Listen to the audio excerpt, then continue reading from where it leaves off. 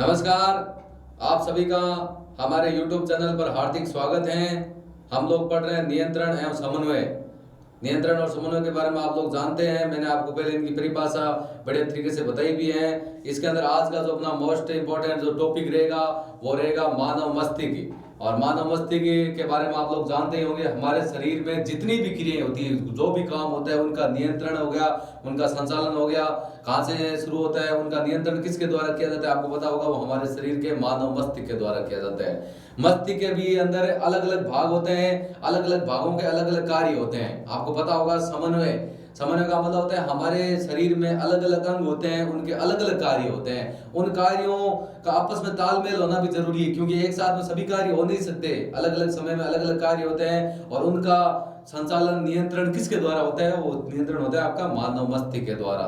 तो हम पढ़ेंगे आज मानव मस्तिष्क। तो मानव मस्तिष्क की जो परिभाषा है वो क्या होगी? मानव मस्तिष्क, थोड़ा सा यहाँ पर नाम में प्रिंटिंग हो रहा है, मिस प्रिंटिंग है यहाँ पर, आधा से लिख।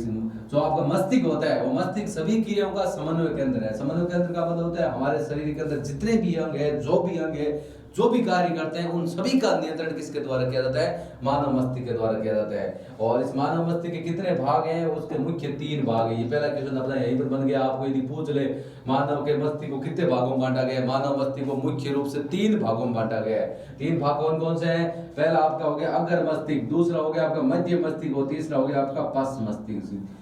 सुन लेना ध्यान से। मानव मस्तिष्क के 3 भाग हैं। पहला अग्र मस्तिष्क, दूसरा मध्य मस्तिष्क, तीसरा आपका कौन सा हो गया? पश्च मस्तिष्क। मानव मस्तिष्क को मुख्य रूप से 3 भागों में बांटा गया। तीनों भाग आपको पता चल गया। सबसे पहले हम भाग अपना फर्स्ट पढ़ेंगे अग्र मस्तिष्क। तो देखो अग्र मस्तिष्क क्या होता है, अग्र मस्तिष्क के द्वारा कौन कौन से कार्य हैं। तो सबसे पहले हम लोग अग्र मस्तिष्क की परिभाषा देखते हैं। अग्र मस्तिष्क, तो ये मस्तिष्क है, ये मस्तिष्क का सबसे जटिल और विशिष्ट भाग है।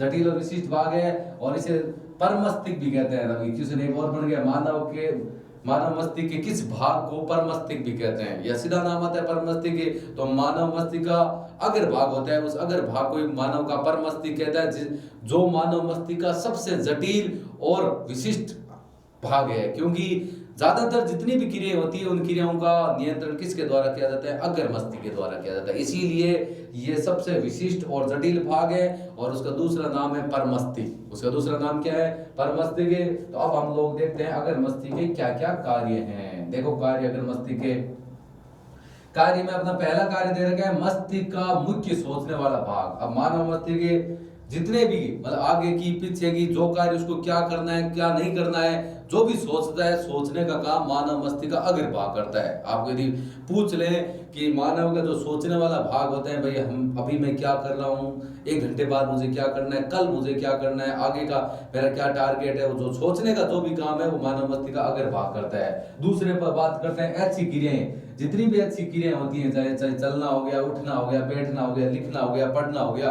कुछ भी हो गया, जितनी भी अच्छी कार्य, मेरी इच्छा होगी अब थोड़ा सा मेरे को सोना है, मेरी इच्छा होगी 1 घंटे बाद मेरे को पढ़ना है, उसके बाद थोड़ी भूख लगी, खाना खाना है। तो जितनी भी अच्छी कार्य होता है उनका नियंत्रण किसके द्वारा किया जाता है? मानव के अग्र मस्तिष्क भाग के द्वारा। इसके बाद होता है सूचनाओं को याद रखना। कोई भी संकेत या सूचना अपने को दी है या मिली है, उन सूचनाओं को याद रखने का काम, अपनी जो मेमोरी है, वो मेमोरी कौन सी है? अग्र मस्तिष्क है। कौन सी है? अग्र मस्तिष्क।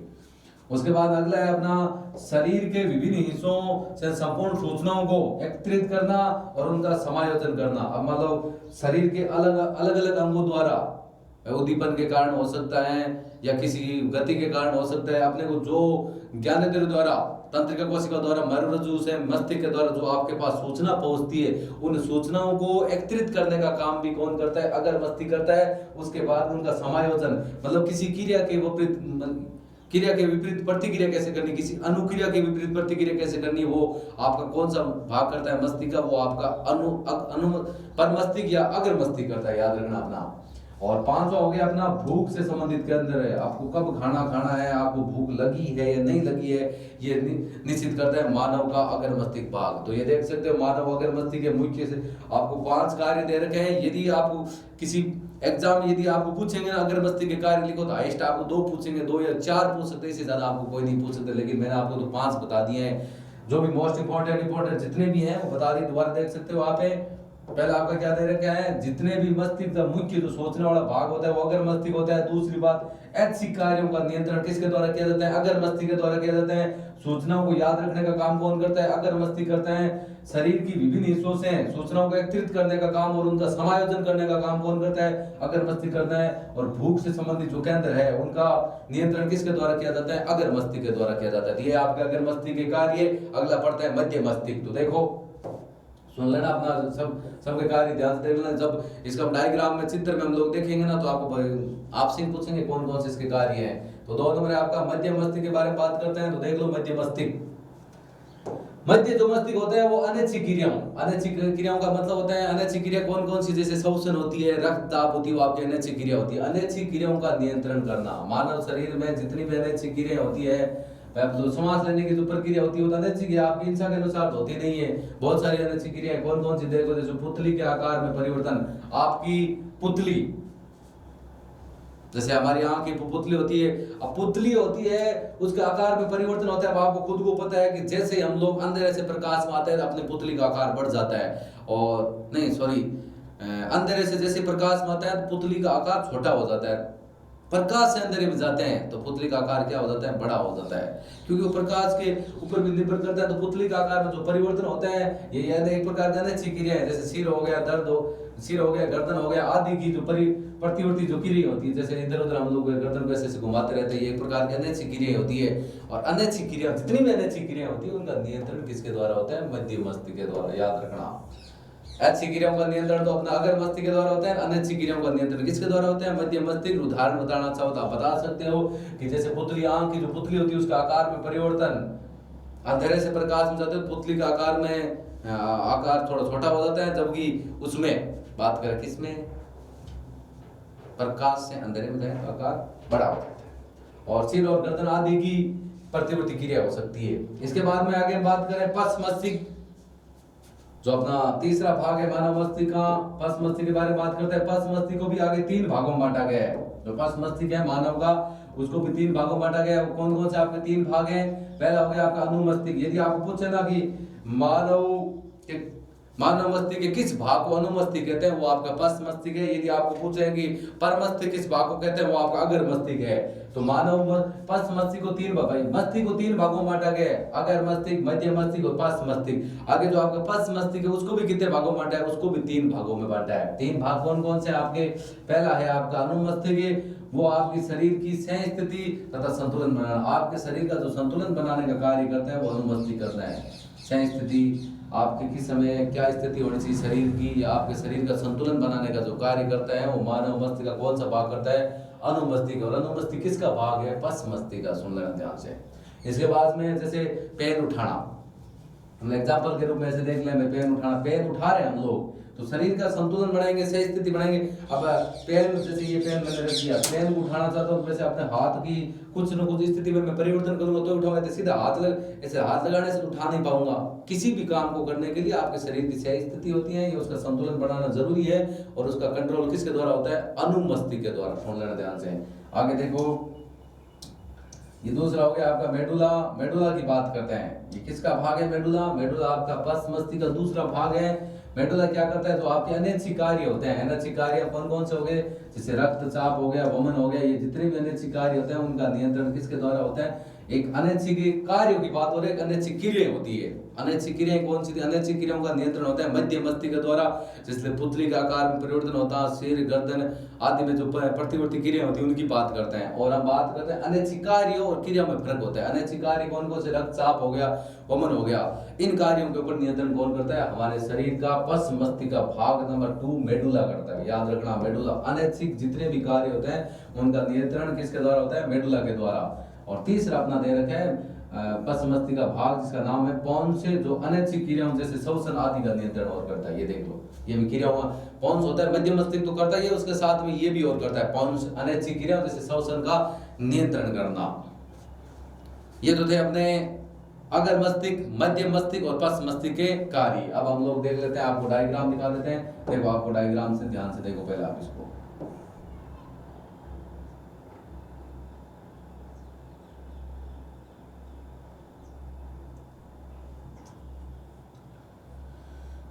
ये देख लो, आपको पता होना चाहिए कि मानव के जो मस्तिष्क को हमने 3 भागों में बांटा है, वो कौन 3 भाग आपके कौन कौन से हैं, आप ध्यान से देख सकते हो, मैं आपको बता सकता हूँ। ये देखो, बात अभी हो रही थी मध्य मस्तिष्क अनैच्छिक जितनी भी क्रियाएं होती है, पुतली का आकार में परिवर्तन होना। ये देखो यहाँ से दे रखे हैं आपका जो बीच का भाग है, ये वाला जो आपको थोड़ा व्हाइट कलर का दिखाई दे रहा है, ये वाला भाग इतना वाला, ये जो आपको भाग दिखाई दे रहा है, ये आपका है मध्य मस्तिष्क। ये आपका कौन सा है? मध्य मस्तिष्क है।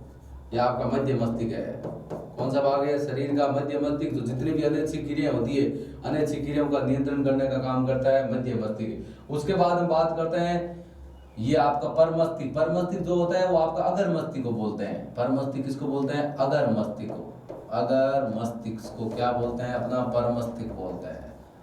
ये जो बाहर का भाग होता है, जो कपाल और खोपड़ी होती है, ये आपका मस्तिष्क की सुरक्षा करने के काम करते हैं। उसके बारे में हम लोग आपको आगे बताएंगे। ग्रंथि होती है, जैसे ये यहाँ पर बात हो रही है पीयूष ग्रंथि की, एक हाइपोथैलेमस ग्रंथि भी दे रखी है। पीयूष ग्रंथि की बात करें, पीयूष ग्रंथि द्वारा जो स्रावित हार्मोन होता है वृद्धि हार्मोन, यदि किसी व्यक्ति में वृद्धि हार्मोन की वृद्धि होती है तो उसका जो शरीर है, उसकी हाइट है वो बढ़ जाती है। और यदि किसी व्यक्ति में वृद्धि हार्मोन की कमी हो जाती है, पीयूष ग्रंथि है, पीयूष ग्रंथि द्वारा स्रावित वृद्धि हार्मोन की यदि शरीर में कमी हो जाती है तो व्यक्ति थोड़ा बौना हो जाता है। यदि थोड़ी वृद्धि होती है वो हार्मोन की तो व्यक्ति थोड़ा लंबा हो जाता है, उसकी हाइट ज्यादा हो जाती है। आपको ये बताया कि ये तीसरा भाग है, देखो यहाँ पर आपका दे रखा है पश्च मस्तिष्क, मध्य मस्तिष्क। बाहर का भाग ये मेन वाला भाग है, ये तो आपका पर मस्तिष्क अगर मस्तिष्क है, जिसका मैंने आपको कार्य बता दी, 5 कार्य बताए थे। जितने मेन कार्य, सोचने वाला भाग हो गया, भूख से संबंधित केंद्र हो गया, और भी इसके बारे में मैंने आपको 5 कार्य बताए। वो सारे के सारे कार्य किसके द्वारा होते हैं? वो अगर मस्तिष्क के द्वारा होते हैं।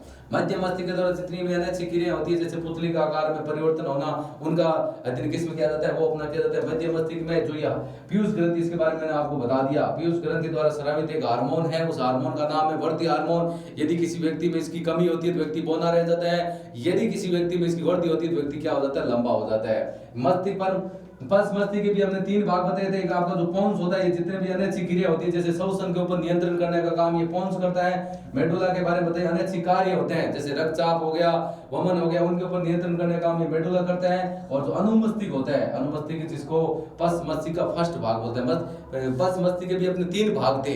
कौन कौन से? अनुमस्तिष्क, मेडुला और कौन सा है? पोन्स। तीनों की बात हो रही थी यहाँ पर। ये अनुमस्तिष्क होता है, वो आपके शरीर की सह स्थिति बनाता है, और दूसरे भाग में शरीर का संतुलन बनाने का काम कौन सा करता है? अनुमस्तिष्क करता है। ये देख सकते हो आपका, ये किसका चित्र है? ये वाला आपका अनुमस्तिष्क है, देख सकते हो यहाँ से ध्यान से देखो, अलग अलग बता रहे हैं। ये आपका अनुमस्तिष्क है, ये यहाँ का भाग है, ये मेडुला है, और ये आपका यहाँ का भाग पोन्स है। और ये यहाँ से सूचना यहाँ पर अपना आ जाता है मेरु रज्जु। मेरु रज्जु की बात करते हैं, जिसकी सुरक्षा कैसुरक दंड या रीढ़ की हड्डी के द्वारा की जाती है। आप अपने मानव मस्तिष्क के डायग्राम को ध्यान से देख सकते हो। ये आपका मानव का डायग्राम है। अलग अलग भागों के अलग अलग कार्य हैं, जिनके बारे में हम लोग ऊपर चर्चा कर चुके हैं, आपको बता चुके हैं इसके बारे में। अनुमस्तिष्क की बात कर चुके हैं, परमस्तिष्क की बात कर चुके हैं, मध्य मस्तिष्क की बात कर चुके हैं। जो पश्च मस्तिष्क है उसके आप ध्यान रखना 3 भाग हैं। 3 भाग कौन से? पोन्स हो गया, मेडुला हो गया, और अनुमस्तिष्क हो गया। सबके अलग अलग कार्य के बारे में हम लोग बात कर चुके हैं, और एक बार मैं आपको दोबारा बता दूंगा कार्य। उसके बाद हम बात करते हैं जो आपका मस्तिष्क होता है, वो मेरुरज्जु होते हैं, उनकी सुरक्षा कैसे होती है। मेरुरज्जु और मस्तिष्क दोनों की बात करते हैं। भाई सबसे पहले आपके संकेत होते हैं, मेरुरज्जु तक पहुंचते हैं, मेरुरज्जु उन संकेतों को कहां पहुंचाता है? मस्तिष्क तक। तो पहले बात करते हैं मस्तिष्क की सुरक्षा कैसे होती है। तो मस्तिष्क होता है वो एक हड्डियों के बॉक्स में स्थित होता है, आपके शरीर में होती है, वो एक हड्डियों के बॉक्स के मध्य स्थित होता है आपका मस्तिष्क। और बॉक्स के अंदर तरल पूरित गुब्बारे में मस्तिष्क होता है, जो आपको बाह्य आघातों और चोट को अवशोषित करने का कार्य करता है। जो आपका नॉर्मल बात करते हैं, जो आपका मस्तिष्क होता है वो मस्तिष्क किसके अंदर होता है? हड्डियों के बॉक्स के अंदर होता है, और उसके अंदर तरल पदार्थ होता है। उन तरल पदार्थों के अंदर क्या होता है? स्थित होता है। मान लो कि बाहर से यदि चोट लगती है नॉर्मल थोड़ी बहुत है, फिर भी अपने मस्तिष्क की सुरक्षा होती है, क्योंकि वो जितनी भी चोटें होती है छोटी मोटी, उनको अवशोषित करने का कार्य तरल पूरित जो पदार्थ होता है आपका गुब्बारे के समान, उनके अंदर जो तरल पदार्थ भरा होता है वो उनको अवशोषित करने का कार्य करता है। तो इस प्रकार ये मानव मस्तिष्क की सुरक्षा करने का कार्य करता है। जो हड्डियों के एक बॉक्स होता है उनकी बात कर रहे हैं। और दूसरी बात करें मेरुरज्जु की। मेरुरज्जु की सुरक्षा कौन करता है, इसके बारे में हम लोग चर्चा कर चुके हैं। मेरुरज्जु होता है, मेरुरज्जु की सुरक्षा कैसुरक दंड, जिसे रीढ़ की हड्डी बोलते हैं। रीढ़ की हड्डी का दूसरा नाम क्या है? कैसुरक दंड। इसकी सुरक्षा करने का कार्य करती है। ध्यान से यदि आपको पूछ ले 1 नंबर का क्वेश्चन कि मेरुरज्जु की सुरक्षा किसके द्वारा की जाती है? कैसुरक दंड या रीढ़ की हड्डी के द्वारा की जाती है। मस्तिष्क के बारे में बता दिए, हड्डियों के बॉक्स के अंदर होता है, उसके अंदर भी एक तरल पूरित पदार्थ होता है, जो जितनी भी चोटें होती है उनको अवशोषण का कार्य वो करते हैं। ये आप लोग मानव मस्तिष्क का चित्र आप लोग देख चुके हो। तीन भाग हमने तीन भागों में बात कर ली।